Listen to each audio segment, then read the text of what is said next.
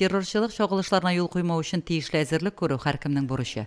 Оқыту тренировка кысаларында үткәрелгән чара эвакуациялау белән башланды. Район мәдәният йортын камап алудан азат итүгә махсус хезмәтләр оперативлык күрсәтте. Шушындай оперативная обстановка булган очракта кемнәр нинди службалар мөселмәнләргә тиеш һәм алар кайда, нинди вакытта, нинди составта килергә тиеш, без инде буларны бөтенсендә белеп торырга тиеш һәм аларга шушындай өйрәтү эшләре үткәреп торабыз. Шуңа да бүген дә инде җыелуыбыз менә шушындай билгеле бер оперативная обстановка бирелде һәм безнең службалар үз вакытында килеп җиттеләр.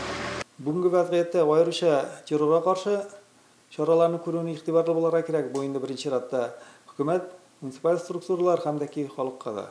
Чөнки дәки сак булырга тиешбез, уяу булырга тиешбез һәм дә иминлек өчен бөтен чараны да күрергә тиешбез. Янгын сөндерүчеләр Ичке эшләр бүлеге ашыгыч ярдәм хезмәткәрләре бурычларын үтәүгә әзер булуын раслады. Мондый төр уку, өйрәнү дәресләре район мәдәният йортында коллективта һәрдаим үткәрелеп тора. Мондый хәлләргә насыйп булырга язмасын. Һәрберебезгә дә иминлек, уяулык. Утырышның икенче өлеше район хакимиятенең актлар залында дәвам итте.